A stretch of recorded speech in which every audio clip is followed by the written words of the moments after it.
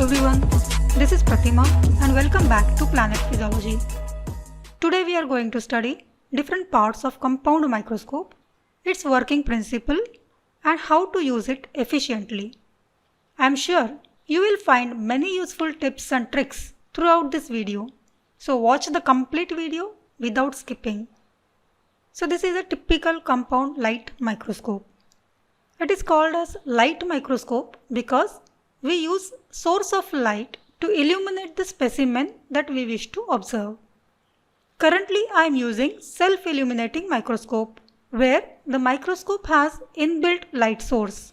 But you may be using a microscope where natural or artificial light is captured by using a mirror to illuminate the specimen. So I will be explaining both these types. At this moment, take a pause and reflect on why is it called as compound microscope.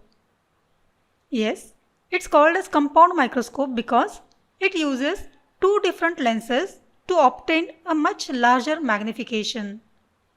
Okay, with this basic concept, let's study the parts of compound microscope. The first part that you see here is base of the microscope. Usually it is quite heavy to stabilize the microscope. A typical microscope has horseshoe-shaped base and has a pair of triangular pillars to which a C-shaped arm is attached. This attachment is like a hinge where microscope can be tilted by using the arm so that the person can sit comfortably and observe the specimen for longer duration. But remember, microscope should not be tilted if you are doing any cell count. In my microscope, base is a solid square with light source in the center and the arm is directly attached to the base. So it is not having any facility for tilting because if you note the eyepieces, it's already at an angle where person can sit comfortably and observe. Okay, this arm also helps to carry the microscope. The upper end of the arm holds a hollow metallic body tube. Top end of the tube has removable lens called as eyepiece.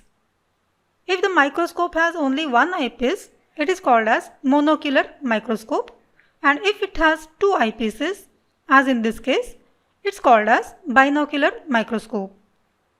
If you take a closer look, magnifying power of the lens is mentioned on it. In this case, the eyepiece has magnification 10x. That means the lens can magnify the image 10 times. Attached to the lower end of the body tube is circular revolving nose piece. Nose piece bears 3 or 4 lenses. They are called as objective lenses. My microscope has 4 objective lenses, but yours may have 2 or 3. You can notice that magnification is mentioned on these lenses as well. So this is the lowest power in this microscope, which is 4x. That means this objective lens can magnify image 4 times. 4x lens may or may not be present in your microscope, but the next one, which is 10x, is available in all the microscopes. It is usually referred to as low power objective. Next objective lens is either 40x or 45x and called as high power objective. And the last one is 100x, which is also known as oil immersion objective. Okay, now let's see how observant you are. I am showing all the objectives one by one and you try to identify the type of objective lens, that is low power, high power or oil immersion, by some other way, that is not by the magnification mentioned on them, and note your findings. Okay, you might have noted that there are color rims on the lenses. Yes, those are for quick identification of the objective lenses. Usually 10x has yellow rim and high power, that is 40x, has blue color rim. Depending upon the manufacturer, 100x either has black color rim or the white color rim. Some of you might have noted another way to identify the lenses. Correct. They differ in height. The smaller the height of the lens, lesser is the magnifying power. So here 4x is the shortest lens and 100x is the tallest lens. Okay, now coming to the lower attachment to the arm. So this flat surface is called as stage. On the stage, glass slide with specimen to be observed is kept. Stage has an aperture in its center which allows light to pass onto slide. It may be just a circular aperture or it may be wide as in this case. This system attached to the stage is called as mechanical stage. The clip here helps to hold the slide in the desired position. The mechanical stage also has set of 2 screws. This upper bigger screw moves the slide forwards and backwards, while the lower smaller one moves the slide left and right. In some microscopes, these screws may be on the top of the stage. Now let's study the light source. As this is self-illuminating microscope, it has inbuilt light source near the base. We have to just plug it into the power supply and switch it on. However, you might have microscope fitted with mirror near the base. The mirror is usually plano-concave mirror. That is, on one side it has plane mirror and the other side has concave mirror. The mirror can be rotated in various directions to collect sufficient amount of light and reflect it to the stage. Usually, if the light source is natural, that is daylight, we use plane mirror, and if the artificial light source is used, which is kept in front of the microscope, concave mirror is used. Okay, whatever is the type of the microscope, we need to adjust the amount of light that actually reaches the slide. And for this purpose, another unit is mounted below the stage. It has 2 parts. The first is condenser. When the light rays pass through the condenser, it converts them into the cone of the light and passes it to the slide. This enhances the contrast and clarity of the image. Level of condenser can be adjusted by using this screw. Lowering of the condenser spreads the light, whereas raising it concentrates the light. Below the condenser is the second unit called as iris diaphragm or just diaphragm. It is very similar to the shutter of the camera. We can manually increase or decrease the size of the aperture and control the amount of light passing to the condenser. Wide aperture of the iris allows maximum light to pass, while narrow aperture reduces the amount of light entering the condenser. A well-adjusted condenser improves the image quality and enhances details and allows for better observation of the various specimens. Okay, to focus the specimen, we need to adjust distance between the stage and the objective lens. For this purpose, microscope is provided with coarse and fine adjustment screws. The pair of bigger screws is coarse adjustment screw. It helps to move the tube up and down. In this type which I have, the coarse adjustment screw moves the stage up and down and not the body tube. So this increases the gap between the stage and the objective lens. Basically, coarse adjustment screw helps in quick searching and focusing of the specimen while using low power objective. This smaller pair of screw is fine adjustment screw. It adjusts the lens very minutely without moving the entire body tube, so you cannot see any movement from outside. It allows for minute adjustments to sharpen the image, especially while using higher magnifications. So even though there are pairs of these screws, we should use only one hand to operate them. Ideally, one hand is used to operate the fine adjustment screw and the other to move the stage simultaneously. Okay, these were the parts of microscope and their uses. Now let's quickly study how the image is formed by the compound microscope. Basically, all the lenses, that is objective as well as eyepiece, are biconvex lenses. Light rays passing through the specimen are first captured by the objective lens. It converges the rays to form the real magnified but inverted image somewhere within the body tube. This is called primary image. Eyepiece captures the light rays from this real image and sends them to the eye. Thus, the image that we actually see is the virtual image, which is inverted and further magnified one. So, our eye is seeing image of the image. Now, let's go through certain terms used in relation with microscope. First is magnification.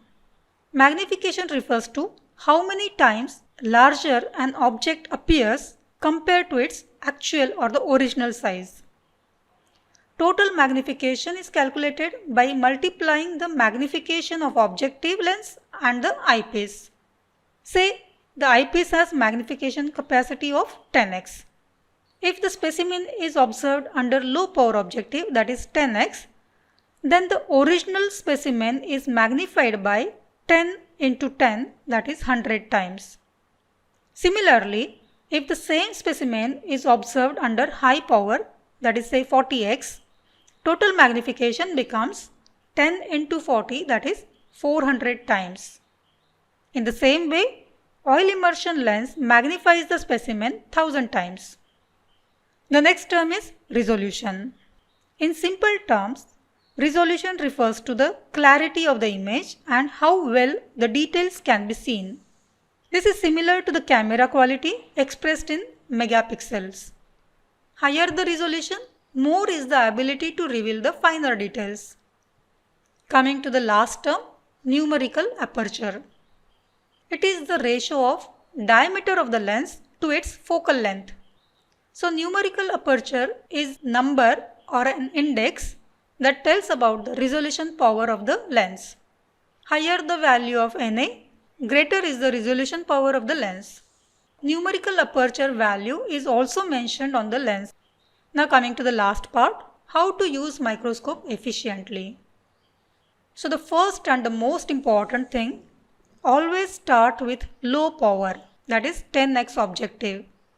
So the first thing, confirm that the microscope is set to the low power objective. If not, shift it and bring it into the position. Make sure that while moving any objective lens, you feel the click while changing the objectives. Click, make sure that objective is properly aligned with the body tube. Once you set the low power objective in position, check for the optimum light. If necessary, adjust the amount of light by changing the direction of the mirror or by changing the intensity of the light. When using low power objective, condenser should be at the lowest position and the diaphragm should be slightly open. Once you have done this, your microscope is set. Now secure the slide on the stage with the help of clip and bring the specimen right beneath the objective lens by moving the mechanical stage. In this case, I wish to focus grid of the Newbus chamber, so I am bringing the grid beneath the objective. Then look from the side. I am repeating, look from the side and move the low power objective closer to the slide. Do not touch the objective to the slide. Once this is done, see through the eyepiece and slowly rotate the coarse adjustment screw to move the objective away from the slide till you see some part of the specimen or the grid. Now use the fine adjustment screw for clear focusing. Never bring objective lens closer to the slide by seeing through the eyepiece, otherwise there is high chance that you can hit and break the slide. If you wish to observe the specimen under high power, then first focus the specimen under low power and then simply rotate the nose piece to bring high power objective in position. Do the fine adjustment if necessary and you are ready for observation. So remember, always first focus the specimen under low power and then shift to the high power. Another important thing, while using high power, raise the condenser halfway and open the diaphragm partially. Now there are some instances where you are working with oil immersion objective. So while using oil immersion objective, we use a drop of cedar wood oil on the specimen and immerse the objective lens in it. Cedar wood oil has same refractive index as that of glass and hence it prevents refraction of the light. This increases clarity of the image. While using oil immersion objective, condenser is at the highest, that is topmost position, and diaphragm is completely open. So these were certain tips and tricks to use the microscope efficiently. Hope you enjoyed this session. Thank you for watching and see you in the next video. Are you new to my channel? Then please subscribe it and press the bell icon to stay updated about the new releases. If you like the video, give it a thumbs up and share it with your friends. Thank you for joining in and see you in the next video.